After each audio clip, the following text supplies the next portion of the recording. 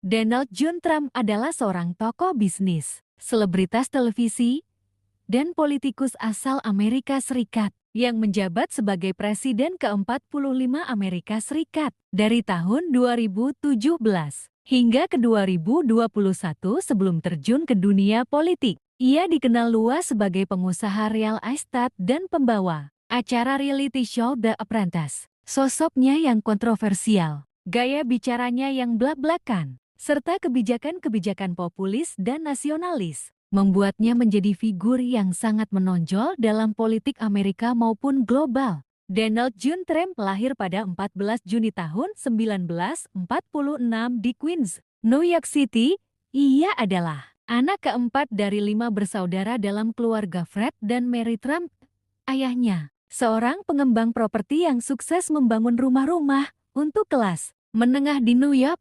Sejak muda, Donald dikenal ambisius, keras kepala, dan penuh percaya diri.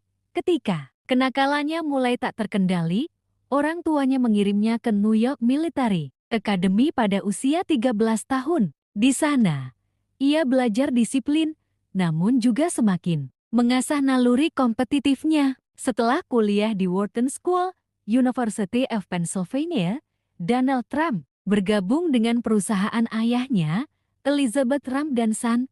Namun, Trump muda tidak puas hanya dengan proyek perumahan sederhana. Ia ingin membangun sesuatu yang besar, dan ia melihat Manhattan sebagai panggungnya. Pada tahun 1978, ia membangun Grand Hyatt Hotel, mengubah hotel tua menjadi properti mewah dengan bantuan pinjaman besar dan hubungan pemerintah. Tak lama, ia mendirikan Trump Organization dan memulai proyek ambisius, Trump Tower, di Fifth Avenue. Menara kaca berkilauan itu menjadi simbol dari gaya hidup glamor, ambisi, dan ego Trump.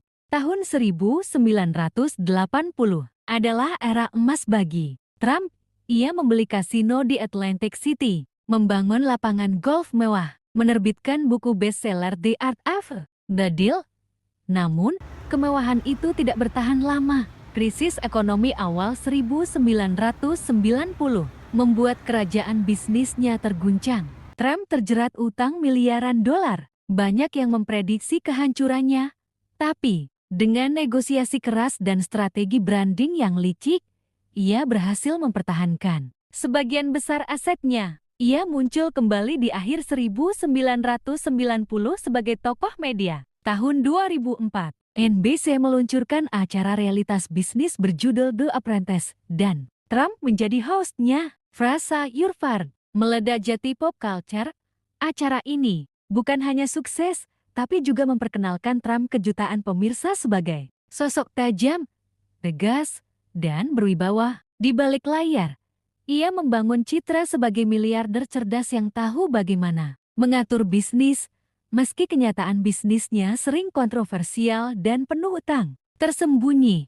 Sejak tahun 1980, Trump kerap menggoda ide mencalonkan diri sebagai presiden, tapi tak ada yang menganggap serius hingga tahun ke-2015 ia mengumumkan pencalonan dari Partai Republik dengan slogan Make America Great Again. Pidatonya kontroversial, retorikanya keras, dan janji-janji populisnya memecah opini publik. Ia mengecam imigrasi ilegal, menjanjikan tembok di perbatasan Meksiko, dan menyerang elit politik Washington. Meski diremehkan media dan tokoh politik senior, Trump berhasil memenangkan nominasi Partai Republik, lalu mengalahkan Hillary Clinton dalam pemilu 2016. Salah satu kemenangan politik paling mengejutkan dalam sejarah Amerika. Selama masa jabatannya 2017 sampai 2021, Trump menerapkan kebijakan kontroversial, pembatasan imigrasi, pemotongan pajak, perang dagang dengan China, dan penarikan dari perjanjian internasional. Ia juga menghadapi kritik atas respons terhadap pandemi COVID-19, konflik rasial, dan gaya kepemimpinannya yang konfrontatif. Trump juga menjadi presiden pertama dalam sejarah AS yang dimakzulkan 2 kali meski keduanya tidak berujung pada pencopotan. Dalam pemilu 2020, Trump kalah dari Joe Biden. Namun ia menolak hasilnya dan menyebarkan klaim kecurangan. Puncaknya terjadi pada 6 Januari tahun 2021 ketika para pendukungnya menyerbu gedung Capitol dalam upaya menggagalkan sertifikasi hasil pemilu. Kejadian ini mencoreng demokrasi Amerika dan membuat Trump semakin terpolarisasi. Pahlawan bagi sebagian, ancaman demokrasi bagi yang lain. Setelah keluar dari Gedung Putih, Trump tetap aktif di dunia politik. Ia membentuk basis pendukung loyal yang disebut Make America Great Again MAGA Movement. Pada 2024, ia kembali mencalonkan diri dan menantang Joe Biden dalam pertarungan ulang yang panas. Di tengah proses hukum yang membelitnya, Trump terus memposisikan diri sebagai korban sistem dan pejuang rakyat. Donald Trump bukan hanya mantan presiden atau pengusaha nyantrik. Ia adalah simbol perubahan zaman baik yang positif maupun negatif. Ia mengubah wajah politik Amerika, memperkuat sentimen populis, dan menunjukkan bagaimana citra dan media bisa mengalahkan sistem politik mapan. Pertama, kontroversi sebelum menjadi presiden. Komentar rasis dan seksis. Dalam kampanye 2015, Trump menyebut imigran Meksiko sebagai pencuri dan pemerkosa yang memicu kecaman luas. Rekaman Akses Hollywood 2005. Dalam rekaman yang bocor pada 2016, Trump terdengar membual tentang mencium dan menyentuh wanita tanpa persetujuan. Ini membuatnya dituduh merendahkan perempuan dan memicu puluhan tuduhan pelecehan seksual. Trump University dituduh melakukan penipuan karena menjual seminar properti yang ternyata tidak memberi manfaat nyata. Kasus ini diselesaikan dengan membayar denda $25 juta.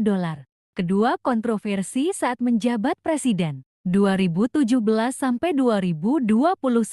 Hubungan dengan Rusia. Penyelidikan Russian Collusion dituduh bekerja sama dengan pemerintah Rusia untuk memenangkan pemilu 2016.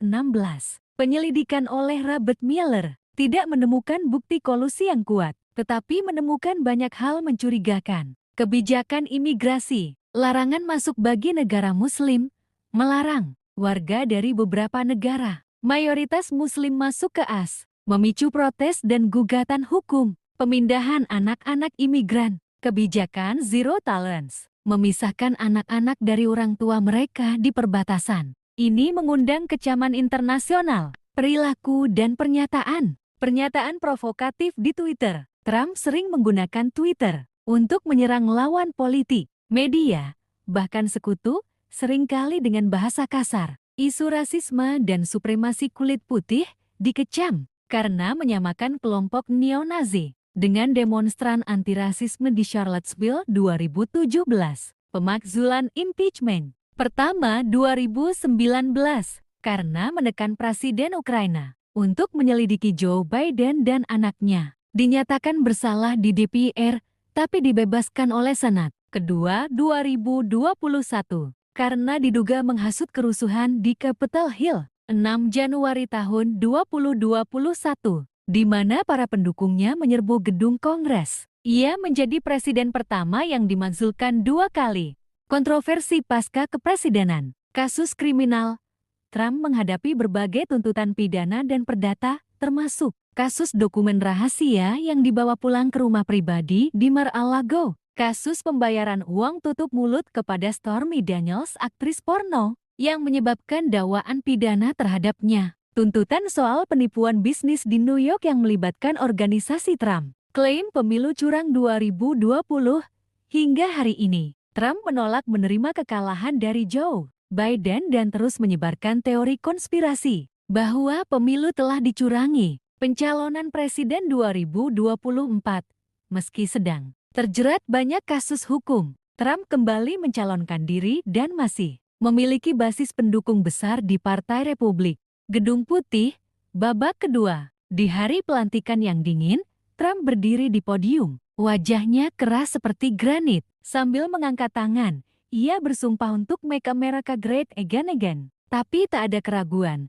Ini bukan kampanye nostalgia. Ini adalah revolusi balas dendam. Hari-hari awal pemerintahannya dipenuhi dekret eksekutif. Ia membongkar kebijakan Biden satu persatu. Aturan iklim dibatalkan, imigrasi diperketat, hubungan internasional ditata ulang. Namun sorotan paling tajam datang dari timur. Dari negeri tirai bambu, Perang Dingin Ekonomi Kedua. Dari awal masa jabatan keduanya, Trump menyebut China bukan sebagai mitra dagang tapi musuh sistemik. Ia menuduh Beijing mencuri teknologi, memanipulasi mata uang, dan menyusupi perusahaan-perusahaan Amerika. Mereka bukan hanya ingin mengambil pekerjaan kita, kata Trump dalam pidato di Ohio, mereka ingin mengambil masa depan kita. Tak lama, Trump mengumumkan tarif dagang baru, 40%, untuk semua barang impor dari China. Pasar global terguncang. Serangan balasan dari Beijing. China tidak tinggal diam. Beijing membalas dengan menyetop ekspor rare earth minerals logam penting untuk teknologi Amerika, membatasi akses perusahaan-perusahaan seperti Apple, Tesla, dan Qualcomm di pasar domestik mereka, menandatangani fakta dagang strategis dengan Rusia, India, dan beberapa negara Afrika untuk membentuk blok anti-dolar. Sementara itu, ekonomi global mulai bergetar, inflasi naik, harga barang melonjak. Tapi bagi Trump dan pendukungnya, ini adalah harga kemerdekaan ekonomi. Lebih baik kita menderita sekarang, ucap Trump dalam pidato nasional, daripada dijajah secara ekonomi selamanya. Dunia dalam dua blok. Tahun 2026, dunia terbagi. Blok Barat, Amerika Serikat, Inggris, Jepang, Australia. Sebagian besar Eropa, Blok Timur Baru,